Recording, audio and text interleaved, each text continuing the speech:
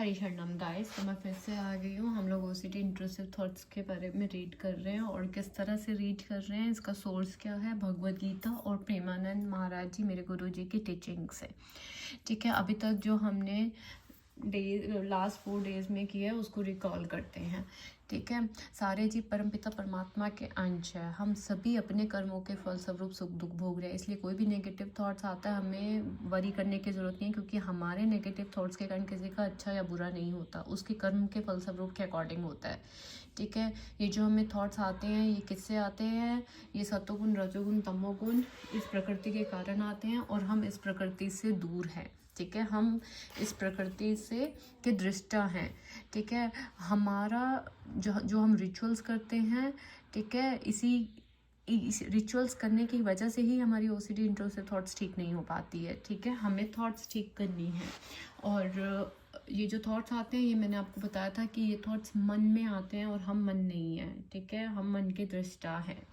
सबसे important knowledge यही है कि कोई भी थॉट आ रहा है आप उसके दृष्टा हैं। कईयों को रिलीजियस ओसीडी होती है जिसमें वो लोग कभी एक भगवान का नाम लेते हैं, कभी दूसरे का। वो लोग सोच नहीं पाते कि किसको कैसे पूजा करें, लेकिन हमें भगवद गीता ने आदेश दिया कि सारी शक्ति विष्णु शक्ति है, सभी परमपिता परमात्मा एक ही हैं, तो हमें कोई भी डरने की ज़रूरत नहीं है। ठीक है, तो हमें हरि ने आदेश कैसे दिया है? हरि ने ये बोला कि आप युद्ध करो। युद्ध क्या है हमारा युद्ध ये है कि हमें नेगेटिव थॉट्स आएंगे, बट हमें रिचुअल्स नहीं करने हैं। रिचुअल्स नहीं करना है तो फिर क्या करना है? जो व्यथा होएगी उसको सहन करना है। क्या करना है? उसको व्यथा सहन होएगी। जैसे सर्दी गर्मी ये ऋतुओं आती हैं जाती हैं, ऐसे ही हमारे थॉट्स कभी अच्छे आएंगे कभी गंदे आएंगे।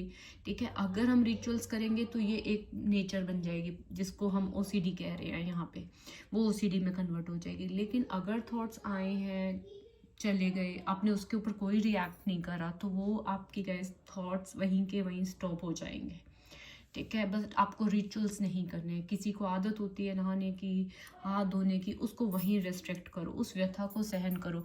क्या ऐसा करने पे, फॉर एग्जांपल मान लो आपको भगवान के प्रति थॉट आया और आपने फिर वो कुल्ला वगैरह नहीं किया, रिपीट नहीं किया टास्क, अपने परिवार के लिए थॉट आया है बट आपने वो टास्क रिपीट नहीं करे, रिचुअल्स नहीं करे, क्या आपको इसका पाप लगेगा? तो हमने भगवद गीता में क्या बोला था? हरि ने हमें क्या बोला कि आपको कोई भी पाप नहीं लगेगा। क्यों नहीं लगेगा? क्योंकि हमने हरि की शरण ली हुई है। मैंने हरि की शरण ली हुई है अपने। जय श्री हरि। क्या आपने ली हुई है? अपने परमपिता परमात्मा की शरण में हो जाओ और रिचुअल्स नहीं करनी है। ठीक है गाइस, अब तक हमने ये स्टडी किया था, अब हम आगे बढ़ते हैं। ठीक है, इस प्रयास में ना तो हानि होती है ना ही हास, अपितु इस